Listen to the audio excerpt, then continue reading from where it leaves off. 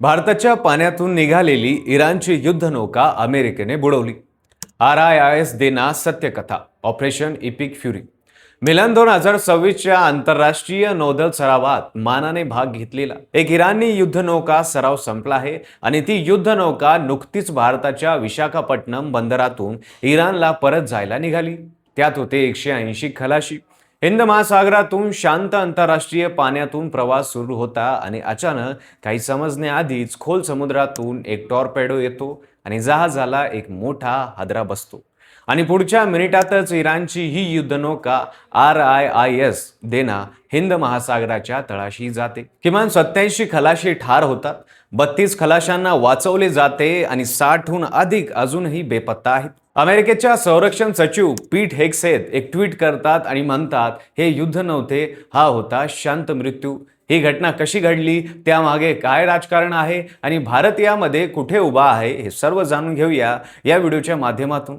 नमस्कार, मी पंकज आणि तुम्ही पाहताय कसं काय. सगळ्यात आधी आपण RIS देना काय होती, तिची ताकद किती होती हे जाणून घेऊया. RIS देना ही इराणी नौदलाची एक फर्स्ट क्लास फ्रिगेट होती. माउंट डेनाच्या नावावरून या जहाजाचे नाव ठेवले होते.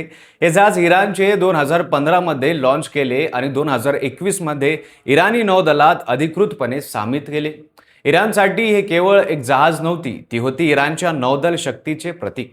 या जहाजावर जमिनीवरून हवेत मारा करणारी क्षेपणास्त्र, जहाजाविरोधी क्षेपणास्त्र, कादर ॲटोशियर मिसाईल्स, टॉर्पेडो आणि जड तोफखाना, 76 मिनीची मुख्य तोफ, 3 शील्ड फेज अरे रडार प्रणाली. थोडक्यात सांगायचं तर ही इराणच्या नौदलातील सर्वात आधुनिक आणि शक्तिशाली युद्धनौकांपैकी एक होती. मग प्रश्न हे येतो की हे सगळे शस्त्र फक्त कागदावर होते का? कारण जेव्हा ती बुडली तेव्हा ती कदाचित निशस्त्र अवस्थेत होती आणि हेच प्रकरणातला सर्वात मोठा वादग्रस्त मुद्दा आहे.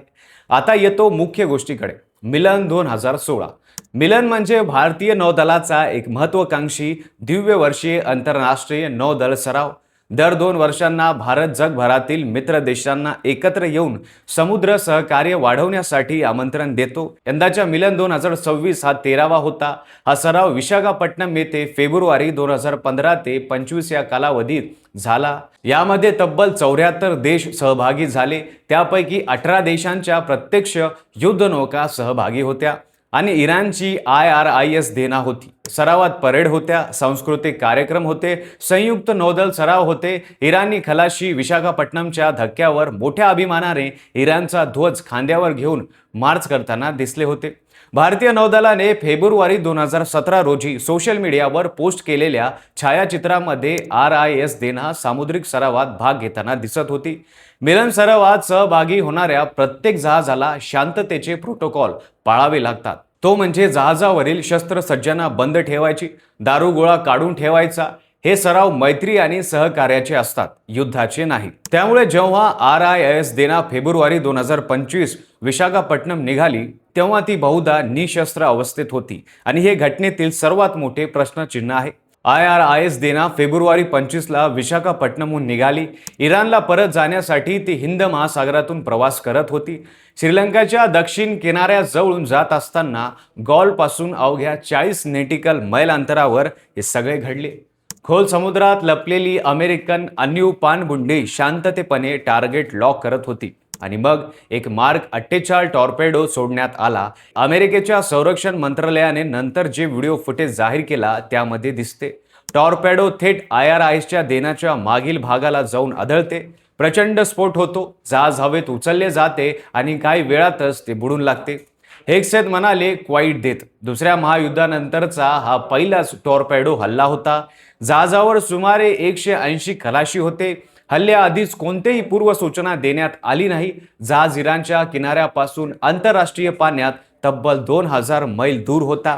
श्रीलंकेच्या नौदलाने तातडीने बचाव मोहीम सुरू केली. जहाजातून आलेल्या इमर्जन्सी संदेश मिळाल्यानंतर श्रीलंकेच्या नौदलाने आणि हवाई दलाने लगेच प्रतिसाद दिला. त्यांनी 32 जणांना वाचवले, 87 मृत्यूदेह सापडले आणि 60हून अधिक अजूनही बेपत्ता आहेत. वाचलेल्या खलाशांना गॉल राष्ट्रीय रुग्णालयात दाखल केले आहे. अमेरिका आणि इस्रायलने मिळून ऑपरेशन एपिक फ्युरी सुरू केले होते. या ऑपरेशनमध्ये इराणच्या नौदलावर मोठे हल्ले झाले. अमेरिकेच्या संरक्षण सचिवांनी स्वतः सांगितले, इराणचे नौदल आता युद्धात निरुपयोगी आहे, उद्ध्वस्त झाले आहे. या ऑपरेशनमध्ये आधीच इराणची इतर 2 फर्स्ट क्लास जहाजे जमारन आणि साहन नष्ट करण्यात आली होती. IRIS देना त्या जहाजांसारखेच तिसरे जहाज होते. पण एक महत्त्वाचा प्रश्न येतो, RIS देना त्यावेळी मध्य पूर्वेत नव्हती, युद्धाच्या आखाड्यात नव्हती, ती होती हिंद महासागरात श्रीलंकेजवळ भारताच्या नौदल सरावातून परत येत होती. ट्रम्पनी 2 मार्च रोजी एका करारावर साईन केली होती, ज्यामध्ये म्हटले होते हॉर्मुझच्या सामुद्री धोरणातून मुक्त व्यापारासाठी इराणी नौदलाविरुद्ध कारवाई करण्याचा अधिकार आहे. त्यांच्या 2 दिवसांनंतर RIS देना बुडवली गेली. पण RIS देना या भारताची पाहुणी होती. भारतीय नौदलाने आदरातिथ्य केले होते आणि जहाजाला भारताच्या पाण्यातून बाहेर पाडताच बुडवले गेले. इराणचे परराष्ट्र मंत्री आराघची यांनी स्पष्ट शब्दात सांगितले, डेना फ्रिगेट भारतीय नौदलाची पाहुणी होती. अमेरिकेने आंतरराष्ट्रीय पाण्यात कोणतीही पूर्वसूचना न देता त्यावर हल्ला केला. तसेच COMCSA आणि LEMOA या भारत अमेरिका लष्करी कराराअंतर्गत भारत आणि अमेरिका एकमेकांशी समुद्र माहिती शेअर करतात. तर मग प्रश्न असा येतो की भारतीय नौदल सरावातून निघालेल्या या जहाजाला शोधण्यासाठी अमेरिकेने भारताने शेअर केलेली माहिती वापरली का, असा प्रश्न येतो. या घटनेनंतर इराणचे परराष्ट्र मंत्री सय्यद अब्बास आराघची यांनी सोशल मीडियावर अमेरिकेला याचा पश्चाताप होईल अशी धमकी वजा इशारा दिला. आता एक महत्त्वाचा प्रश्न, अमेरिकेचा हल्ला कायदेशीर दृष्टी वैध होता का? तर काही तज्ज्ञांच्या मते ट्रम्प यांनी 2 मार्च रोजी ज्या करारावर साईन केली होती, ज्यामध्ये हॉर्मुझच्या मुक्त व्यापारासाठी इराणी नौदलाविरुद्ध कारवाई करण्याचा अधिकार दिला होता, RIS देना हे त्या व्याख्येत बसत होते. इंग्लंडने 1982 मध्ये फॉकलंड युद्धात अर्जेंटिनाचे जहाज ARA जनरल बेलग्रॉननी बुडवले होते. ते देखील एक्सक्लुजनच्या झोनच्या बाहेर होते आणि जहाज दुसऱ्या दिशेला जात असताना बुडवले गेले. तो हल्ला आजही वादग्रस्त आहे. आणि RIS देना तर युद्धाच्या आघाडीपासून हजारो मैल दूर होती. ती भारताच्या मैत्री सरावातून परत येत होती. कदाचित ती निशस्त्र होती. त्यामुळे इथे प्रश्न आहे, हे युद्ध होते की हत्या? आता या घटनेचे पडसाद तर केवळ इराण आणि अमेरिकेपुरते मर्यादित नाही. हिंद महासागर हे भारताचे अंगण आहे. आपल्याच पाहुण्यावर आपल्याला न सांगता हा हल्ला झाला. पण भारत सरकारने अजून अधिकृतपणे काही स्टेटमेंट दिले नाही. तुम्हाला काय वाटते, भारताने यावर काय भूमिका घ्यायला हवी? खाली कमेंट करून सांगा. आणि व्हिडिओ आवडला तर लाईक करा. चॅनलला सबस्क्राईब केले नसेल तर सबस्क्राईब करा आणि बेल आयकॉन दाबा आणि पाहत रहा कसं काय.